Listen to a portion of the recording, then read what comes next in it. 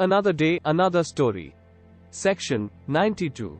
Act done in good faith for benefit of a person without consent. Nothing is an offense by reason of any harm which it may cause to a person for whose benefit it is done in good faith, even without that person's consent, if the circumstances are such that it is impossible for that person to signify consent, or if that person is incapable of giving consent, and has no guardian or other person in lawful charge of him from whom it is possible to obtain consent in time for the thing to be done with benefit, provided provisos.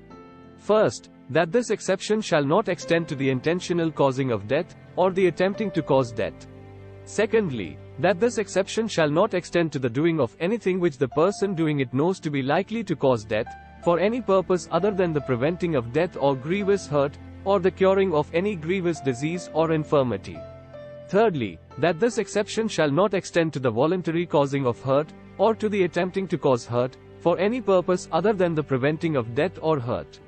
Fourthly, that this exception shall not extend to the abatement of any offense, to the committing of which offense it would not extend. Illustrations: A. Z is thrown from his horse, and is insensible. A surgeon finds that Z requires to be trepanned.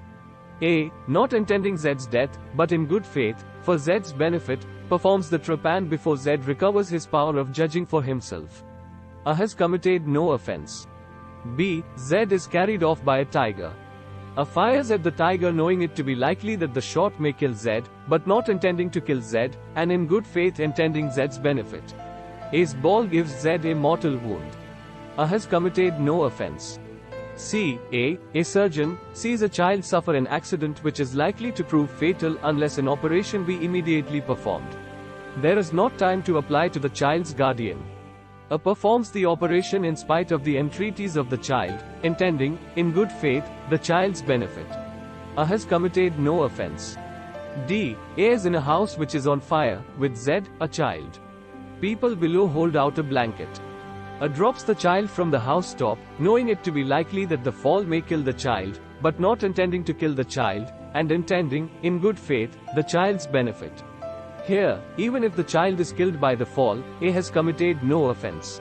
Explanation: mere pecuniary benefit is not benefit within the meaning of sections 88, 89 and 92. Section 93.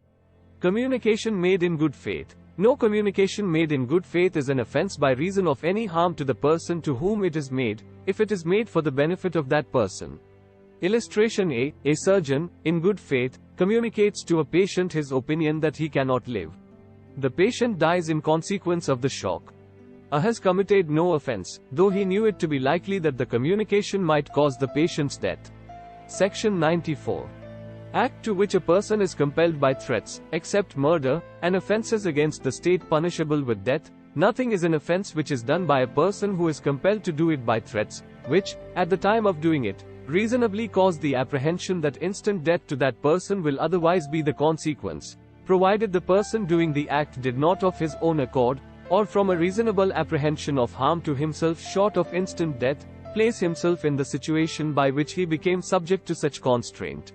Explanation 1. A person who, of his own accord, or by reason of a threat of being beaten, joins a gang of dacoits, knowing their character, is not entitled to the benefit of this exception, on the ground of his having been compelled by his associates to do anything that is an offense by law.